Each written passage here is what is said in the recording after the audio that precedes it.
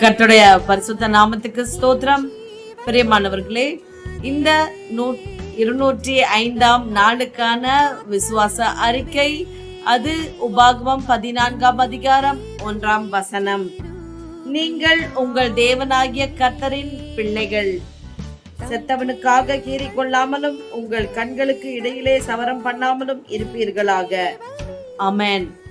ஆம் பிரியமானவர்களே, தேவனாகிய கர்த்தரின் பிள்ளைகள், அவருடைய பிள்ளைகளாகும்படியான பாக்கியத்தை, உரிமையை, அடையாளத்தை இன்று நமக்கு தந்திருக்கிறார்.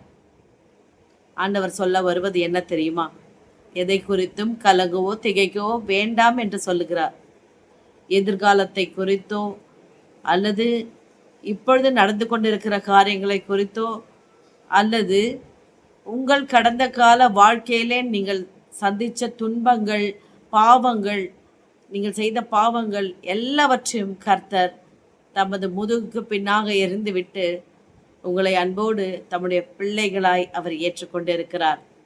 இந்த நாளிலே நீங்கள் தேவனுடைய பிள்ளைகளாய் இருக்கிறீர்கள். அப்படியானால் தகப்பன் ஐஸ்வர்யவானாய் இருந்தால் பிள்ளையும் அந்த ஐஸ்வர்யத்தை அனுபவிப்பான்.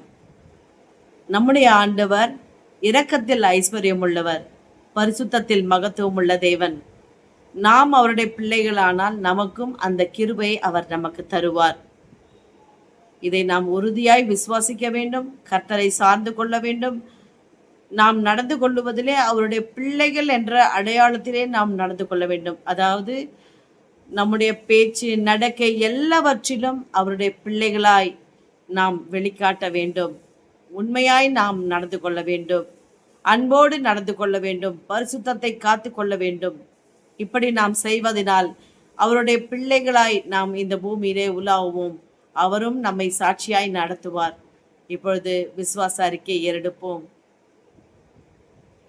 துதிகளின் மத்தியிலே வாசம் பண்ணுகிற தேவனாகிய கர்த்தாவையும் நன்றியோடு துதிக்கிறோம், ஸ்தோத்திரிக்கிறோம். ஆண்டவரே, அப்பா, நான் பாவி, நான் அசுத்தன், நான் எதற்கும் தகுதி இல்லாதவன் என்று எங்களை குறித்து நாங்கள் தாழ்வாக நினைத்து கொண்டிருந்தோம். ஆண்டவரே, உம்மிடத்திலே நாங்கள் நெருங்க முடியாது.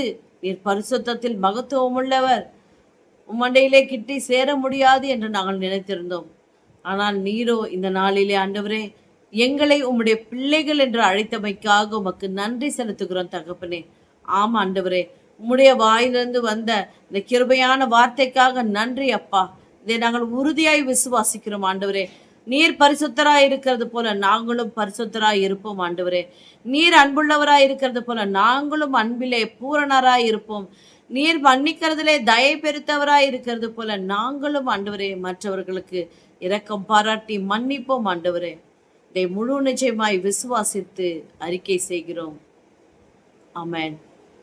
பிரியமானவர்களே, விசுவாச அறிக்கை ஏறிடுங்கள். கர்த்தர் உங்கள் மத்தியிலே பெரிய காரியங்களை செய்வார். God bless you.